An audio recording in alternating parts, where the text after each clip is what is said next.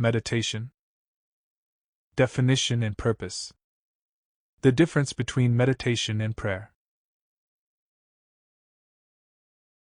Meditation is listening to the divine within. Live a normal, active life. Guide the inner self through those experiences that may come in the meditations, in the seeking to the inner self. Thy body is indeed the temple of the living God. There he has promised to meet thee. Meditate often, saying, be not afraid of his directing care, his directing voice. Please advise me about my meditations? First, study to know what meditation is. As has been indicated, the relationships first of body, mind, soul.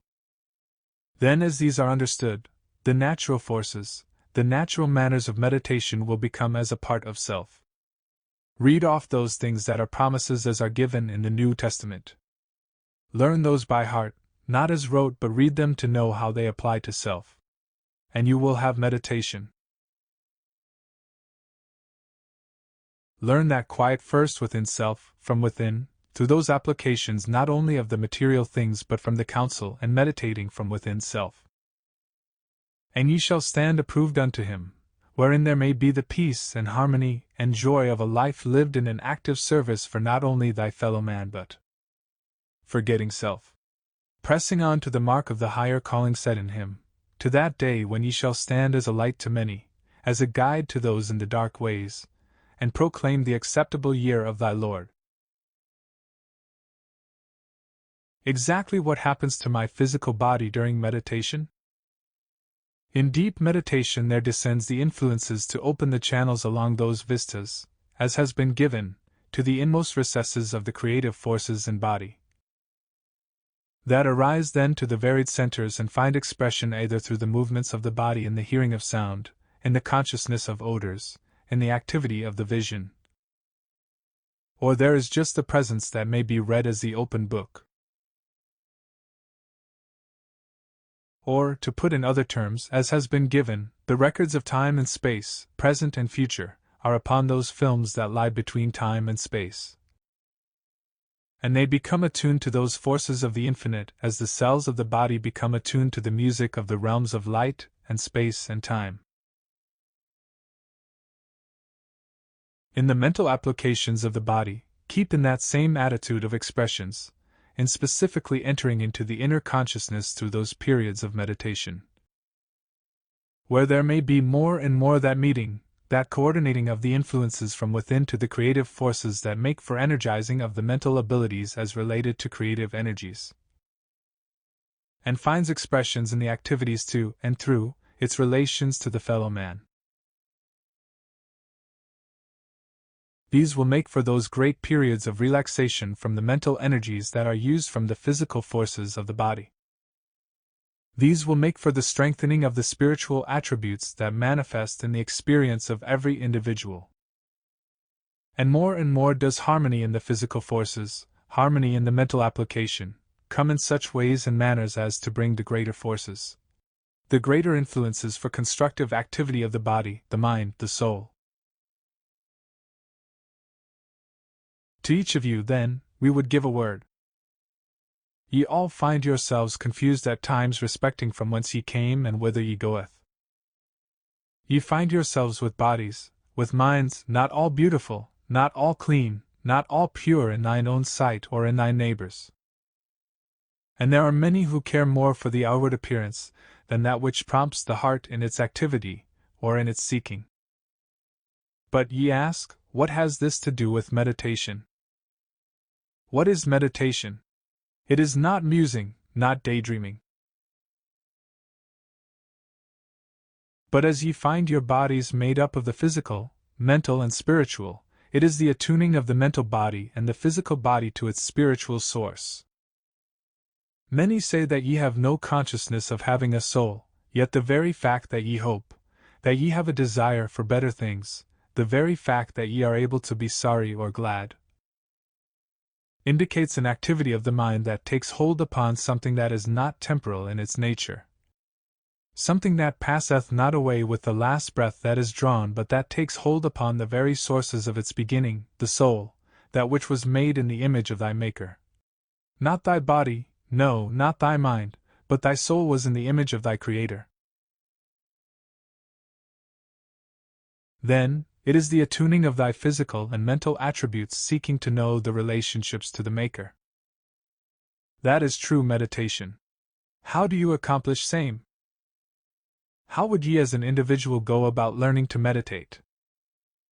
For ye must learn to meditate just as ye have learned to walk, to talk, to do any of the physical attributes of thy mind as compared to the relationships with the facts, the attitudes, the conditions, the environs of thy daily surroundings.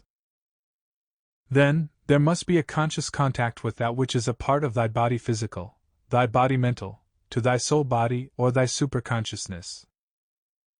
The names indicate that ye have given it metes and bounds, while the soul is boundless and is represented by many means or measures or manners in the expressions in the mind of each of you. But there are physical contacts which the anatomist finds not, or those who would look for imaginations or the minds. Yet it is found that within the body there are channels, there are ducts, there are glands, there are activities that perform no one knows what, in a living, moving, thinking being. In many individuals such become dormant. Many have become atrophied. Why? Non-usage, non-activity. Because only the desires of the appetite, self-indulgences and such, have so glossed over or used up the abilities in these directions that they become only wastes as it were in the spiritual life of an individual who has so abused or misused those abilities that have been given him for the greater activity. When the mental self is loosened in the quietness of those periods when it would take cognizance of the influences about self, we find the mental as a vapor, as a gas, not that it is either, but as comparison, is loosened by the opening of the self through those centers of the body that arouse the awareness of the mental to the indwelling of the spiritual self that is a portion of, and encased within self. And yet the energy, the influence, as the vapor, as the gas, rises to the consciousness within, to the temple of the motivative forces of the physical body. That energy seeks, by the natural law, that to which it has an affinity. Affinity is the ideal, then. If that mental self, that portion of the spirit is in accord with the divine will, by its application of its knowledge as to its relationships to the fellow man in the manners and purposes as indicated, there comes that consciousness, that awareness that his spirit indeed beareth witness with thy spirit. And indeed ye may then find that access, that consciousness of his abiding presence with thee that ye may carry on, ye may fulfill, ye may keep inviolate all promises that thou hast made to thy Maker, that he hath made to thee. Thus it is through thine own self. For indeed thy body is the temple of the living God. It is the temple of thine own awareness. It is the temple of thine own conscious walk with him. And the application of that received there, then, in the physical consciousness, physical mind, applied in thy relationships to those ye meet day by day, causes the growth to come. Even as in or within thine own body ye become in body a part of that ye digest within thine own physical self. Thus only that ye digest within thine own spiritual body may ye apply in the building up of the mental and spiritual self for that activity in the eternal consciousness of the Father God. So, keep thy physical body inviolate, in such an active way and manner that it may become more and more aware of this indwelling consciousness that may give to thy mind, as a whole, as an entity, the best tools to work with. For if the body is racked with doubts, by the use of those influences and same that have set at naught this continuous effort of same to assimilate, and distribute for activity in its own physical self, it becomes unfit for the duties, the obligations, yea the beauties, yea the opportunities of itself and its associations with those of its fellow centers, its fellow activities, or energies that are, each in its atomic self, a portion of the whole.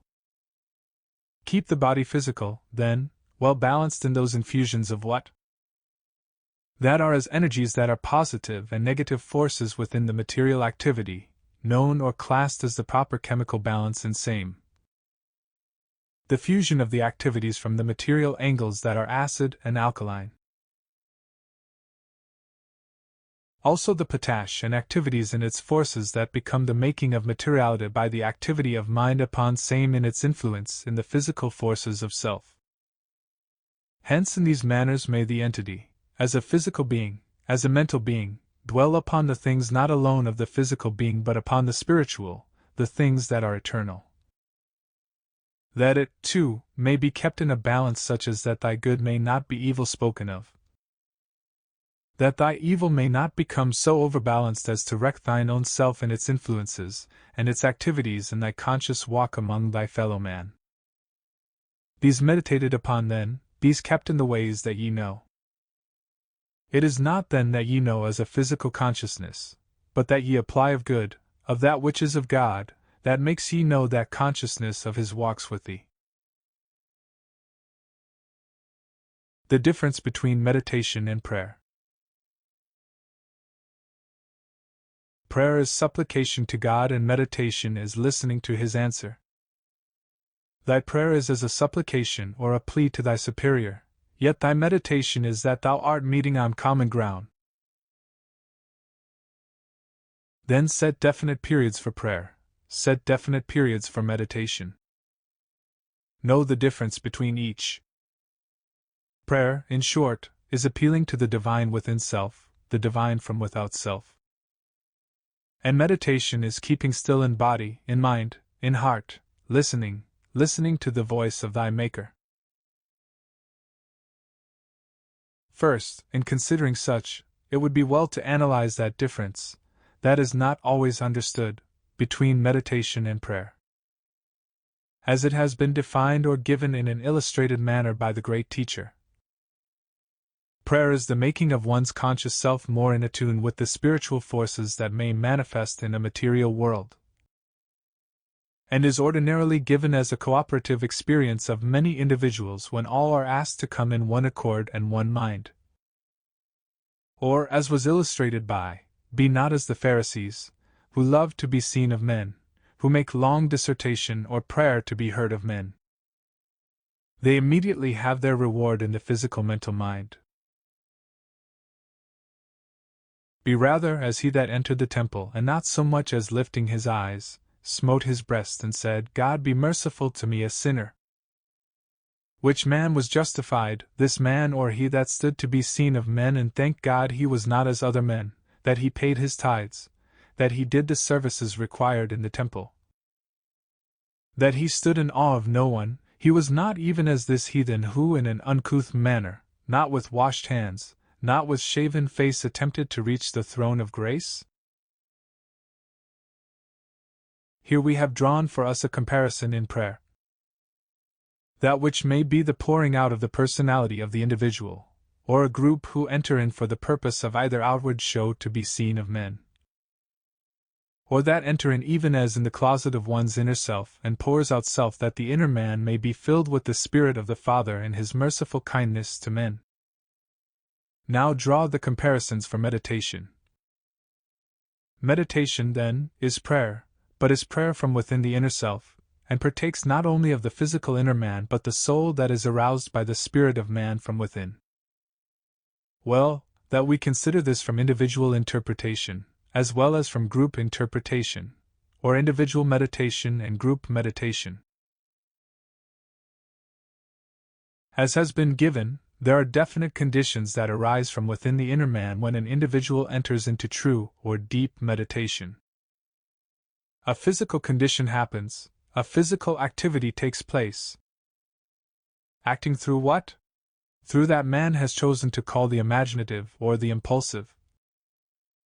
And the sources of impulse are aroused by the shutting out of thought pertaining to activities or attributes of the carnal forces of man. That is true whether we are considering it from the group standpoint or the individual. Then, changes naturally take place when there is the arousing of that stimuli within the individual that has within it the seat of the soul's dwelling, within the individual body of the entity or man. and then this partakes of the individuality rather than the personality. If there has been set the mark meaning here the image that is raised by the individual in its imaginative and impulse force, such that it takes the form of the ideal the individual is holding as its standard to be raised to, within the individual as well as to all forces and powers that are magnified or to be magnified in the world from without, then the individual, or the image, bears the mark of the Lamb, or the Christ, or the Holy One, or the Son, or any of the names we may have given to that which enables the individual to enter through it into the very presence of that which is the creative force from within itself. See?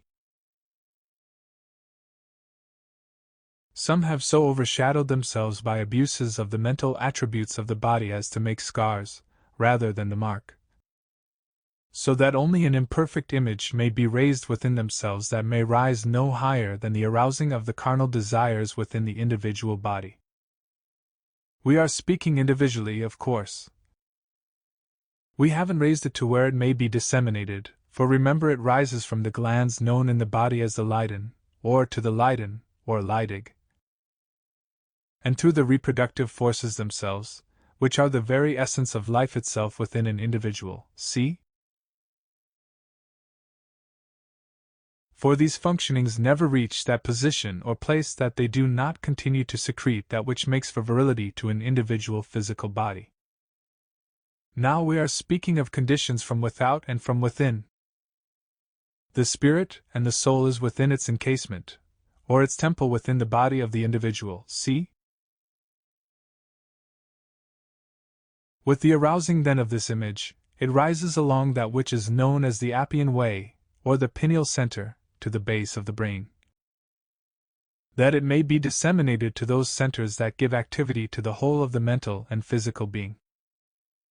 It rises then to the hidden eye in the center of the brain system, or is felt in the forefront of the head, or in the place just above the real face or bridge of nose. See? Do not be confused by the terms that we are necessarily using to give the exact location of the activities of these conditions within the individuals, that we may make this clarified for individuals. When an individual then enters into deep meditation, it has been found throughout the ages, individuals have found, that self-preparation, to them, is necessary. To some it is necessary that the body be cleansed with pure water, that certain types of breathing are taken, that there may be an even balance in the whole of the respiratory system, that the circulation becomes normal in its flow through the body, that certain or definite odors produce those conditions, or are conducive to producing of conditions, that allay or stimulate the activity of portions of the system, that the more carnal or more material sources are laid aside, or the whole of the body is purified so that the purity of thought as it rises has less to work against in its dissemination of that it brings to the whole of the system, in its rising through the whole of these centers, stations, or places along the body. To be sure, these are conducive, as are also certain incantations, as the drone of certain sounds, as the tolling of certain tones, bells, cymbals, drums, or various kinds of skins. Though we may as higher thought individuals find some fault with those called savages, they produce or arouse or bring within themselves just as we have known, do know. That there may be raised through the battle cry, there may be raised through the using of certain words or things, the passion or the thirst for destructive forces. Just the same may there be raised, not sedative to these but a cleansing of the body. Consecrate yourselves this day that ye may on the morrow present yourselves before the Lord that he may speak through you, is not amiss. So, to all there may be given.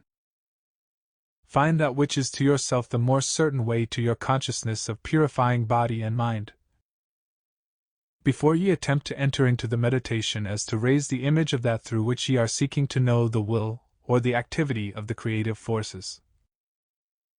For ye are raising in meditation actual creation taking place within the inner self. When one has found that which to self cleanses the body, whether from the keeping away from certain foods or from certain associations, either man or woman, or from those thoughts and activities that would hinder that which is to be raised from finding its full measure of expression in the inner man, or inner individual, man or woman, meaning in this sense those radial senses from which, or centers from which all the physical organs, the mental organs, receive their stimuli for activity. We readily see how, then, in meditation, when one has so purified self, that healing of every kind and nature may be disseminated on the wings of thought, that are so much a thing, and so little considered by the tongue that speaks without taking into consideration what may be the end thereof. Now, when one has cleansed self, in whatever manner it may be, there may be no fear that it will become so overpowering that it will cause any physical or mental disorder. It is without the cleansing that entering any such finds any type or form of disaster, or of pain, or of any disease of any nature. It is when the thoughts, then, or when the cleansings of group meditations are conflicting that such meditations call on the higher forces raised within self for manifestations and bring those conditions that either draw one closer to another or make for that which shadows much in the experiences of others.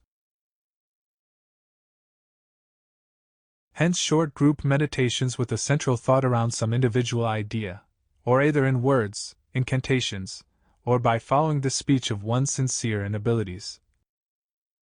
Efforts or desires to raise a cooperative activity in the minds would be the better. Then, as one formula, not the only one, to be sure, for an individual that would enter into meditation for self, for others. Cleanse the body with pure water. Sit or lie in an easy position, without binding garments about the body. Breathe in through the right nostril 3 times, and exhale through the mouth. Breathe in 3 times through the left nostril and exhale through the right. Then, either with the aid of a low music, or the incantation of that which carries self deeper, to the seeing, feeling, experiencing of that image in the creative forces of love, enter into the Holy of Holies. As self feels or experiences the raising of this, see it disseminated through the inner eye, not the carnal eye, to that which will bring the greater understanding in meeting every condition in the experience of the body. Then listen to the music that is made as each center of thine own body responds to that new creative force that little by little this entering in will enable self to renew all that is necessary in him. First, cleanse the room. Cleanse the body. Cleanse the surroundings, in thought and act. Approach not the inner man, or the inner self, with a grudge or an unkind thought held against any man. Or do so to thine own undoing sooner or later. Prayer and meditation. Prayer is the concerted effort of the physical consciousness to become attuned to the consciousness of the Creator, either collectively or individually. Meditation is emptying self of all that hinders the creative forces from rising along the natural channels of the physical man to be disseminated through those centers and sources that create the activities of the physical, the mental, the spiritual man. Properly done must make one stronger mentally, physically, for has it not been given? He went in the strength of that meat received for many days? Was it not given by him who has shown us the way, I have had meat that ye know not of? As we give out, so does the whole of man, physically and mentally become depleted, yet in entering into the silence in meditation, with a clean hand, a clean body, a clean mind, we may receive that strength and power that fits each individual, each soul, for a greater activity in this material world. Be not afraid, it is I. Be sure it is Him we worship that we raise in our inner selves for the dissemination. For, as He gave, ye must eat of my body, ye must drink of my blood. Raising then in the inner self that image of the Christ, love of the God consciousness, is making the body so cleansed as to be barred against all powers that would in any manner hinder. Be thou clean in Him.